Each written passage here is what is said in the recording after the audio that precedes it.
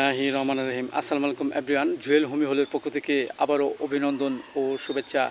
আজ আপনাদের মাঝে একটি নতুন টপিকস নিয়ে আলোচনা করব। টপিকসটি হলো যুবক যুবতীর স্বপ্নদোষ দূর করার উপায়। দেখেন এভরিওয়ান, এটি একটি ইম্পর্ট্যান্ট একটি ডিজিজ। আমরা যদি ঘুমের ঘরে অনিচ্ছাকৃতভাবে আমাদের যে বীর্যপাত হয়, একে আমরা অনেক সময় স্বপ্নদোষ বলে থাকি। ইহা হওয়ার কারণ হলো আমরা যদি অত্যধিক পরিমাণে বিভিন্ন ধরনের মন্দ চিন্তা করি কিংবা বিভিন্ন মন্দ সিনেমা দেখি বা কোনো বিষয় আলোচনা করি, এর ফলে আমাদের মাঝে যে ঘুমের ঘরে আমাদের এই স্বপ্নদোষ রোগটি দেখা দিতে পারে। ইহা হওয়ার কারণ হলো হস্তমিথুন। অনেক সময় দেখা যাচ্ছে যে অনেক যুবক যুবতীরা দেখা যায় বিভিন্ন কিছু দেখার ফলে নিজের হাত দিয়ে অনেক সময় দেখা যাচ্ছে হস্তমিথুন করে। ইহা হওয়ারই প্রধান কারণ।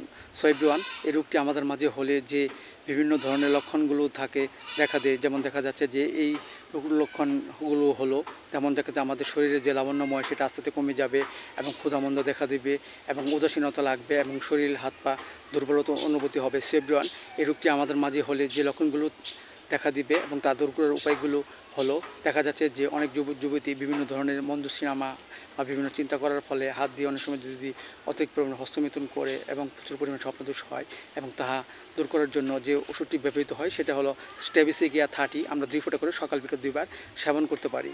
এছাড়া দেখা যায় প্রায় যদি একাধিকবার স্বপ্নদোষ হয় এবং স্বপ্নদোষ হওয়ার ফলে হাঁটুর দুর্বলতা দেখা দেয় এবং চলাফেরা করতে কষ্ট হয়, এক্ষেত্রে আমরা যে ওষুধটি খাবো সেটা হলো ডাইস্কোরিয়া 30। আমরা 2 ফোঁটা করে সকাল বিকেল 2 বার সেবন করতে পারি।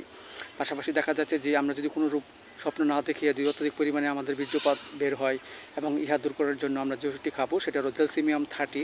আমরা 2 ফোঁটা করে সকাল বিকাল 2 বার সেবন করতে পারি।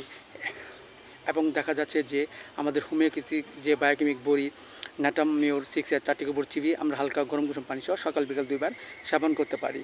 এবং হোমিওপ্যাথিক বায়োকেমিক বড়ি নাটাম ফল 6 এর 4টি গোবর চিবিয়ে হালকা গরম কুসুম পানি সহ সকাল বিকাল 2 বার সেবন করতে পারি। এতে করে আমাদের মাঝে যে যুবক যুবতীর যে স্বপ্নদোষ হওয়ার যে প্রবণতা সেটা আস্তে আস্তে কমে যাবে এবং আমাদের মাঝে সুস্থবোধতা ফিরে আসবে।